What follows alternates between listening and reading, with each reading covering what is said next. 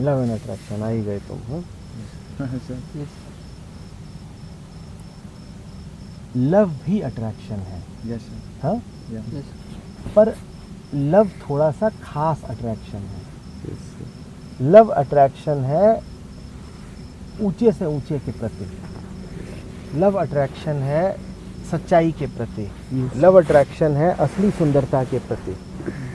और जो बाकी अट्रैक्शंस हैं वो कई को भी हो सकते हैं। शराबी को शराब का अट्रैक्शन हो सकता है। Yes sir. वो बड़े आसान होते हैं क्योंकि तुम वो तो तुम्हारी जो प्रवृत्तियां हैं जिधर को तुम्हें खींच जाए तुम उधर कोई चल देते हो। Yes, वो sir. अट्रैक्शन हो गए।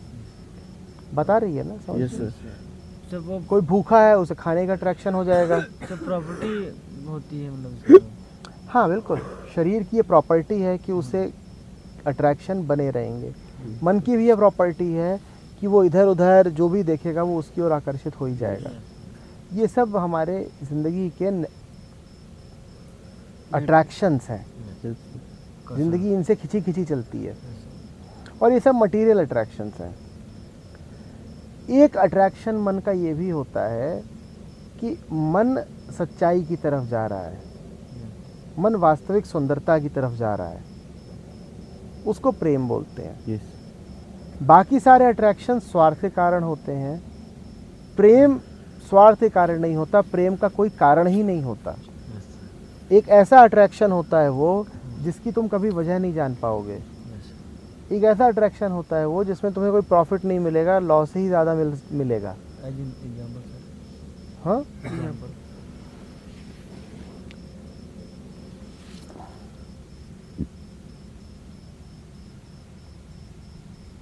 बुद्ध घर छोड़ के निकल गए। Yes sir. बुद्ध घर में उनके सब कुछ था, पैसा भी था, ताकत भी थी, सुंदर बीवी थी, बच्चा था। ऊपर ऊपर से देखोगे तो यही दिखाई देगा कि उनका लॉस हो गया। Yes sir. तो प्रेम ऐसा अट्रैक्शन है जिसमें कि तुम मुनाफे का ख्याल नहीं करते, जिसमें तुम ये नहीं सोचते कि जिधर को जा रहा हूँ उधर मिलेगा क्या। बुद्ध जंगल की ओर जा रहे हो, क्या कल्पना कर पाएंगे कि जंगल में क्या मिलेगा? कुछ भी नहीं मिलेगा। कुछ भी नहीं मिलेगा सर। तो यानी ठीक हमारे आपका कहने का मतलब ये है कि लव में कुछ चाहने की इच्छा नहीं होती। लव में चाहत पूरी होती है, Yes, पर sir. छोटा पोटा पाने की नहीं। वो लव में बड़ी- चाहत ये होती है कि पूरा ट्रुथ ही पाना है। Yes, ये छोटे मोटे फायदों से काम नहीं चलेगा। sir. मुझे तो बहुत बड़ा वाला फायदा चाहिए, वो प्रेम है, और जो छोटा मोटा अट्रैक्शन है वो अट्रैक्शन है। सर तो किधर को अट्रैक्ट हो गए? क्यों? क्योंकि खाने की खुशबू आ रही थी। और अफेक्शन एक ही बात है, अफेक्शन। अफेक्शन और अट्रैक्शन। सर अफेक्शन स्नेह को बोलते स्नेह। हैं। हाँ। सर लेकिन एक तरह से देखा जाए महात्मा बुद्ध ने अपनी जिम्मेदारियों को तो छोड़ा कि उनकी बीवी थी, बच्चे थे। महात्मा बुद्ध ने जिम्मेदारियों को नहीं छोड़ा, महात्मा बुद्ध ने उसको ही छोड़ दिया जो अपने आप को बड़ा जिम्मेदार समझता था। Yes, sir. क्योंकि जो अपने आप को जिम्मेदार समझता था उसको बनाया ही समाज ने था। तुम्हें कैसे पता कि कोई चीज़ तुम्हारी जिम्मेदारी है? तुम्हें कैसे पता कि कोई चीज़ तुम्हारी जिम्मेदारी है? तुम्हें ऐसे ही तो पता चलता है ना कि किसी ने बता दिया। Yes, sir. हाँ, बुद्ध ने इस बीमारी को ही छोड़ दिया कि कोई मुझे बताए कि कैसे जीना है। बुद्ध ने कहा मुझे अब सीखे सिखाए तरीकों पे नहीं चलना। बात आ रही समझ में? Yes, sir. बुद्ध ने कहा कि मुझे अब सीखे सिखाए तरीके- बंधे बधाए तरीकों पे नहीं चलना। तो बुद्ध ने जिम्मेदारियां नहीं छोड़ी, Yes, sir. बुद्ध ने एक मन ही छोड़ Yes, दिया। sir. कौन सा मन? जिम्मेदार जिम्मेदार बन- प्रभावित मन, संस्कारित मन। Yes, sir. क्योंकि हम जिम्मेदारियां जानते थोड़ी ही हैं। Yes, sir. जिम्मेदारियां तो हमें उड़ा दी जाती हैं, Yes, sir. हमें पता थोड़ी होता है। किसी ने बता दिया कि देखो पड़ोसी की देखभाल करना जिम्मेदारी है Yes, तुम्हारी, हमने मान लिया। हमें क्या पता था? हमें थोड़ी पता था। Yes, sir. ये मतलब कि पढ़ा दी जाती है हम लोग को। वास्तविक जिम्मेदारी क्या होती है? वास्तविक जिम्मेदारी होती है हमेशा सच पर चलना। Yes, sir. इसके अलावा तुम्हारी कोई वास्तविक जिम्मेदारी नहीं है। कोई बोले कि ये करो, ये मदद दो, ये तुम्हारी जिम्मेदारी है, बिल्कुल मत मानना। तुम्हारी जिम्मेदारी सिर्फ ये है कि सच्चे बने रहो, सरल Yes, sir. बने रहो, सीधे बने रहो। Yes sir. वही जिम्मेदारी है।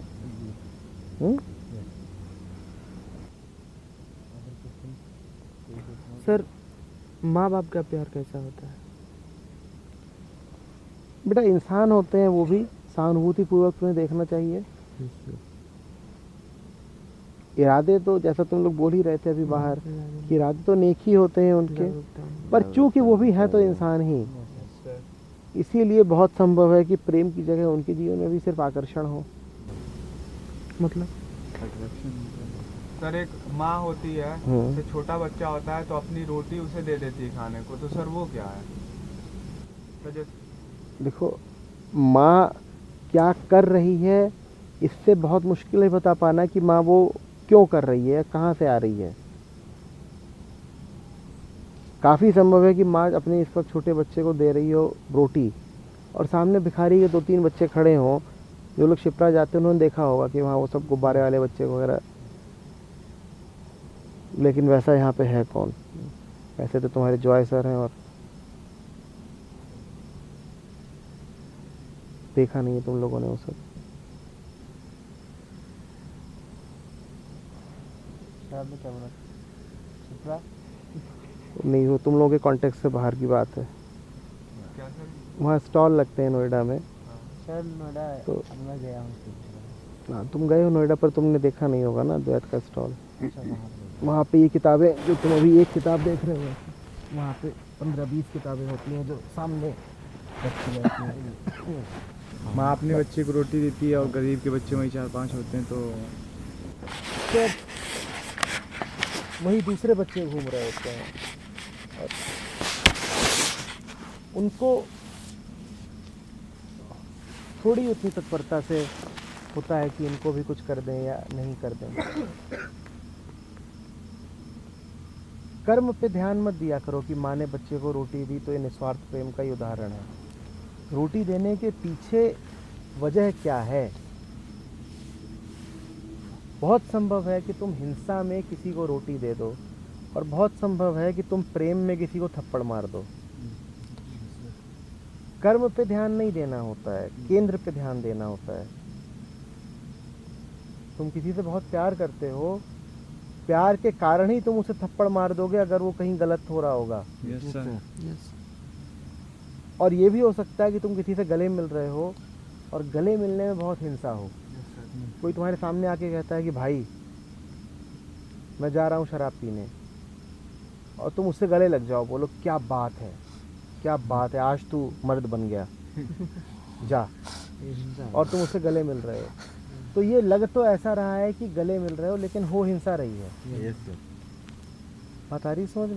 मतलब कि तुलना के केंद्र पे ध्यान देना चाहिए। तो कहाँ से है? माँ स्वार्थ के कारण अगर बच्चे को रोटी दे रही है तो फिर उसमें कोई प्रेम नहीं हुआ। और स्वार्थ है या नहीं वो इसी से तय हो जाता है कि गरीब के बच्चे भी घूम रहे हैं और एक तुम्हारा बच्चा भी घूम रहा है, उन बच्चों को तुमने काहे ना रोटी डाली? निश्चित रूप से इस अपने बच्चे को चुनने के पीछे फिर कोई स्वार्थ है। जो हमारा बच्चा है इस वजह से अपना। और जैसे तुम लोग बाहर कह ही रहे थे, अपने बच्चे में भी अगर लड़का हो और लड़की हो तो वहाँ भी भेद आ जाता है। लड़के को तो ज्यादा निश्चित रूप से वहाँ कोई स्वार्थ बैठा ही हुआ है फिर तो। हाँ। तो क्या कहते हैं, माँ बाप को स्वार्थी कहते हैं? माँ बाप को स्वार्थी नहीं, कदम कदम पर केंद्र बदलते रहते हैं। कभी ये भी हो सकता है कि वो तुम्हें कोई ऐसी बात सिखा दें जो पूर्णतया निस्वार्थ है, और कभी हो सकता है उनका आचरण तुम्हारे प्रति स्वार्थ से भरा पूरा हो। तो ये बात तो तुम्हें अपनी जागरूकता में ही देखनी होगी ना। ठप्पा लगाने से कोई फ़ायदा नहीं है कि माँ बाप स्वार्थी होते हैं या नहीं होते, माँ बाप प्रेमी होते हैं या नहीं होते। ठप्पा नहीं लगाना है, ये बात तो लगातार समझते रहनी है। तुम यहाँ आए हो, तुम में से कोई ऐसे भी होंगे जिनके माँ बाप ने उनका समर्थन किया होगा कि कैंप ज्वाइन करो। तुम यहाँ आए हो, तुम में से कुछ माँ बाप ऐसे भी होंगे जिन्होंने कहा होगा क्या बेवकूफ़ी कर रहे हो। तो वो क्यों तुम्हें मना कर रहे हैं, क्यों तुम्हें प्रेरित कर रहे हैं, ये तुम्हें पता होना चाहिए। और ये बात सिर्फ माँ बाप के संदर्भ में नहीं लागू होती, पूरी दुनिया के और अपने भी। मैं कुछ भी कर रहा हूँ तो मैं क्यों कर रहा हूँ। बात ये नहीं है कि क्या करा, बस ये देखा। ये भी देखना होता है कि जो करा वो कहाँ से करा, उसे केंद्र कहते हैं। सर आप ये क्यों कर रहे हैं? जब करने के पीछे वजह होती है तो उस वजह को स्वार्थ कहते हैं। और करने के पीछे जितनी ज़्यादा वजह होंगी और जितना ज़्यादा आप बता पाओगे कि मैं ये इसलिए कर रहा हूँ उतना कर रहा हूँ, आप वो उतना ज़्यादा स्वार्थवश कर रहे होगे।